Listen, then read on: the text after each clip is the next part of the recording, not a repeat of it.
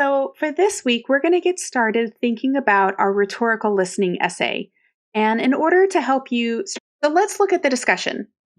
So, for this next major assignment, the rhetorical listening essay, we're officially going to start writing that paper in lesson 7. But we're going to spend lessons 5 and 6 getting ready. So, for that paper, you're going to reflect on essays from This I Believe. And you're going to engage in rhetorical listening. Remember from the content page earlier this week, we talked about rhetorical listening as listening with intent to understand. So that's what we're working to do. We are thinking about how can we understand the author and the circumstances that shaped his or her life. So those circumstances might be sociological, they might be political, economic, environmental, or historical. So think about rhetorical listening as an opportunity to understand the self and others.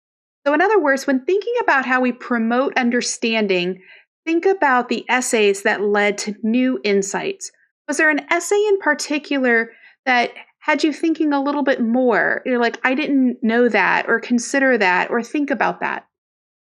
And rhetorical listening also means that we proceed with an accountability logic. So, in other words, when thinking about an accountability logic, think about the circumstances or events that shaped a writer's life. What events, moments in their life, kind of where the path might have forked and they went one direction as opposed to another because of circumstances maybe beyond their control or circumstances they put forward in their life. So think about that kind of logic that plays out in somebody's life or experiences that led them from point A to point B. So for this discussion then, select an essay from This I Believe, volumes 1 or 2, and respond to the following questions. So in order to help us get started to write this paper that we're going to start in lesson 7, we're going to begin practicing talking about your This I Believe essay that you've chosen. And in order to do that, we're going to do it in the following discussion. So some questions to think about. Was there a specific essay that surprised you? Was there an essay that made you feel uncomfortable, anxious, or frustrated? Was there an essay that made you feel hopeful, optimistic, or relieved? And in those essays, what political events, what historical event kind of shaped that writer's life? What ethical challenges did they face, or environmental or economic influences were shaping that writer's life? And how did privilege shape the writer's experiences? Now, sometimes privilege is a word that we don't use in kind of day-to-day conversation.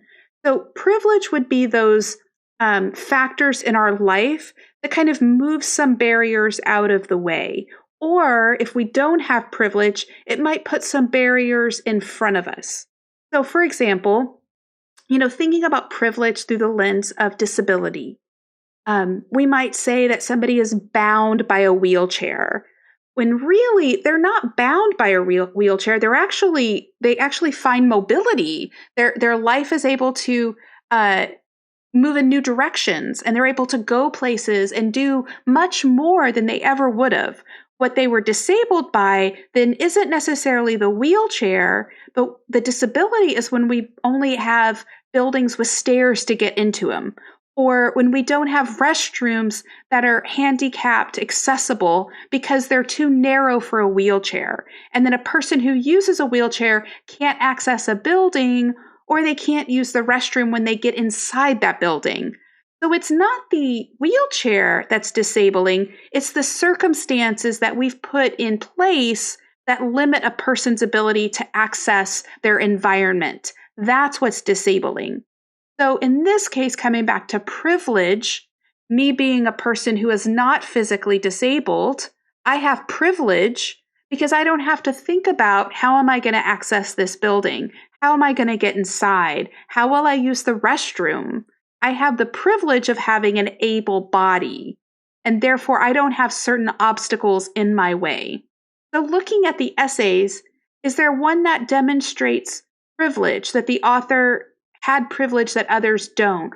Or does the author overcome certain barriers because he or she didn't have the privileges that other people had. So that's what we're going to think about for this week. We're just doing some kind of brainstorming or reflection to get started to write our paper in lesson 7.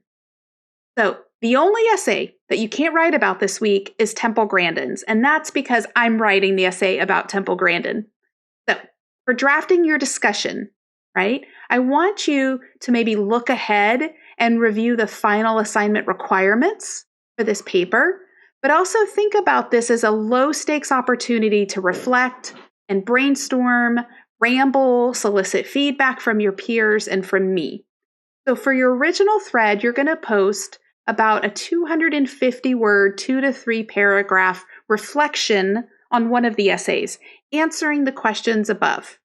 And if you're struggling to develop your discussion, you might also look at the guidance in the writing toolkit on developing your discussions.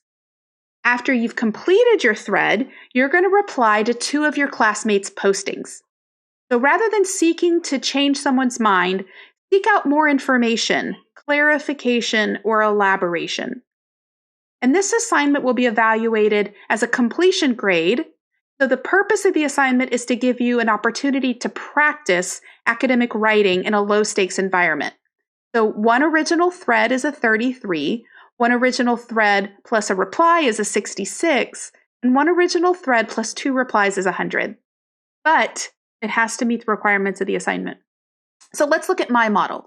I went ahead and wrote this assignment too, along with you, so that you can see my thought processes as I'm working through rhetorical listening as it relates to Temple Grandin. So let's look at my discussion post for this week. One essay that resonated with me was Temple Grandin's Seeing in Beautiful, Precise Pictures. In the essay, Grandin describes how, as an autistic woman, she understands abstract concepts by thinking of them in concrete images and sounds.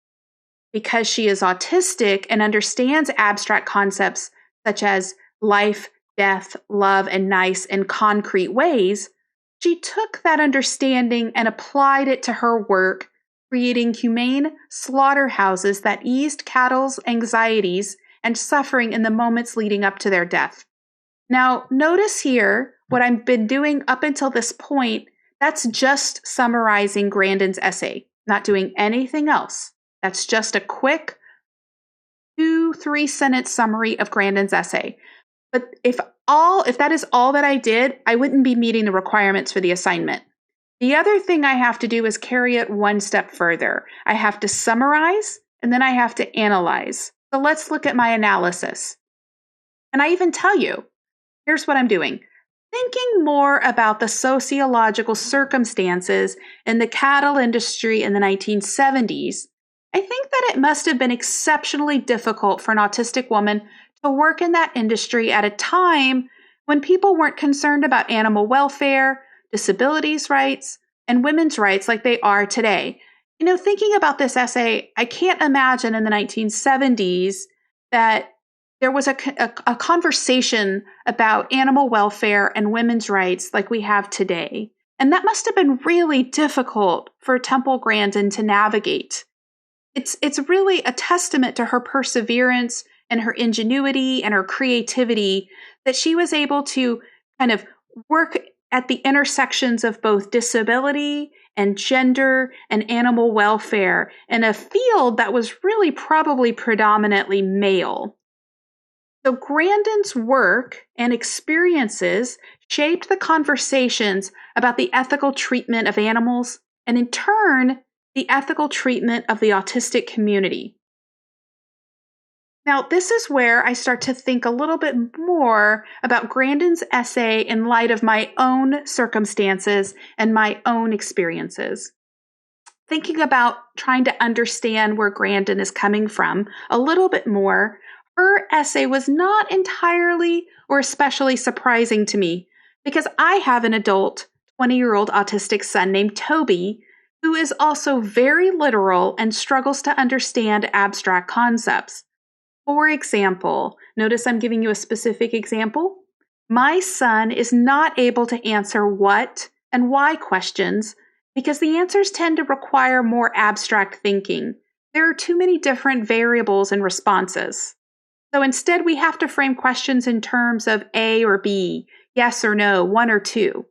So rather than asking him, what did you do at school today? Or what do you want for lunch? We instead have to phrase questions like, did you go to art or PE? Or do you want pizza or a sandwich? So thinking about Temple Grandin's discussion on abstract versus concrete, I see that often in my son's life as well. And thinking about Grandin's essay further, notice I'm telling you what I'm doing. I'm telling you that I'm digging down just a little bit deeper and thinking about it. It makes me feel hopeful. Notice I'm coming back to these questions here, right? Did an essay surprise you? Did it make you feel uncomfortable, or did it make you feel hopeful? So I've talked about this one, and I've talked about this one. Or we could also say maybe one right here. So let's return.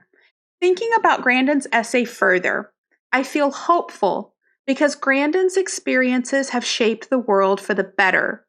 She gives a voice to people like my son who aren't able to communicate their needs and desires as eloquently. While Toby may never live independently as Grandin does, and he will never earn a PhD as she has, he has a meaningful and happy life with friends, a job, and support because people like Grandin changed how society viewed people with autism. So if you'll notice in my essay, I have summarized Grandin's essay very briefly in a couple of sentences. I've told you I'm thinking about the sociological circumstances. I've told you how it makes me think about my own circumstances.